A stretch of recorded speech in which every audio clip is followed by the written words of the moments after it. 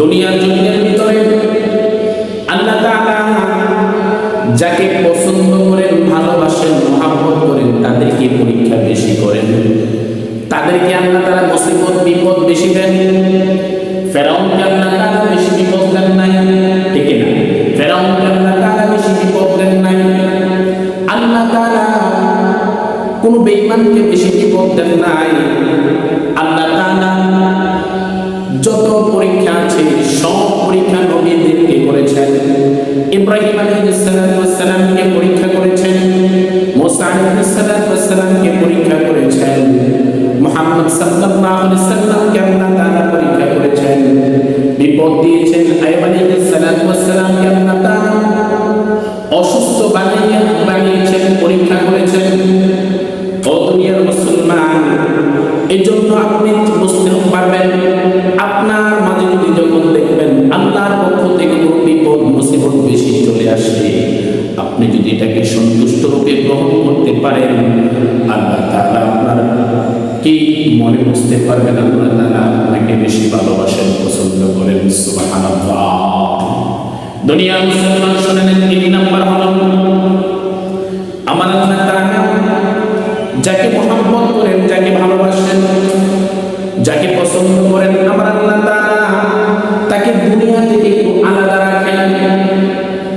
দুনিয়া থেকে আলাদা কি বুঝেন? আল্লাহ তাআলা তাদেরকে একটু অর্থ সম্পদ কম দেন, দুনিয়া থেকে একটু আলাদা রাখেন। দুনিয়া যায় জামানের মধ্যে আমার আল্লাহ তাআলা রাখেন নাই। বড় পদের জন্য আল্লাহ তাআলা তাদেরকে বাছাই করেন নাই। এমপি হয়ে যাবে সেজন্য আল্লাহ তাআলা তাদেরকে বাছাই করে রেখেছেন। মন্ত্রী হয়ে যাবে সেই চিন্তা আল্লাহ তাআলা তাদেরকে দিয়ে করার নাই। আল্লাহ তাআলা দুনিয়া থেকে তাদেরকে আলাদা করে রেখেছেন, দুনিয়া থেকে আল্লাহ তাআলা দূরে রেখে দিয়েছেন। এখন প্রশ্ন হলো, যাদের কিছু অর্থ সম্পদ আছে তাদেরকে কি আল্লাহ ঘৃণা করেন না? আল্লাহ তাআলা কিছু মুমিন বান্দাদেরকে অর্থ সম্পদ দিয়ে থাকেন। যেমন সুলাইমান আলাইহিস সালামকে আমার আল্লাহ তাআলা অর্থ দিয়েছেন, আবার দিনেরও কাজ করিয়েছেন। সুতরাং বোঝা যাবে আমার আল্লাহ রাব্বুল আলামিন অধিকাংশ মানুষদেরকে, অধিকাংশ বান্দাদেরকে আল্লাহ তাআলা যাদেরকে পছন্দ করেন, মহব্বত করেন, তাদের থেকে দুনিয়া থেকে তাদেরকে একটু আলাদা করে রেখে দিয়েছেন। তাদের দুনিয়ার জমিনে পরীক্ষা, মুসিবত এবং বালা মুসিবত তাদের জন্য একটু বেশি এসেছে।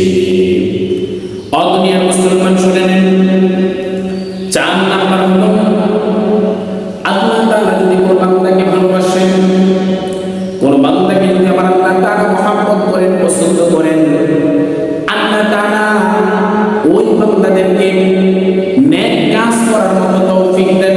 সুবহানাল্লাহ পড়েন, ভালো কাজ করার মতো তৌফিক দেন।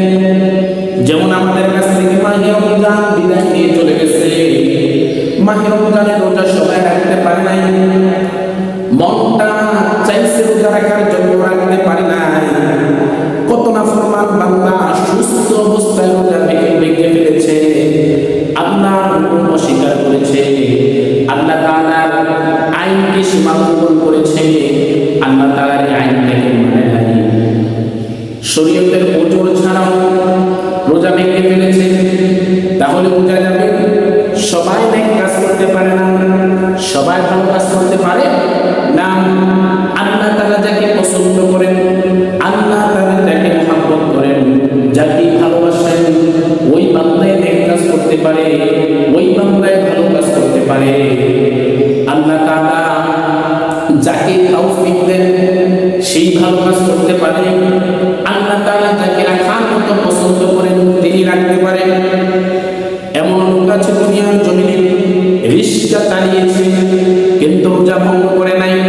এই কথা বলবেন, রিস্কা চালিয়েছে রোজা ভঙ্গে নাই, কিন্তু এমন নাফরমান বান্দা আছে বিড়ি ছাড়ি খাইয়া, সিগারেট খাইয়া, আবজার জিনিস খাইয়া রোজা নষ্ট করে ফেলেছে।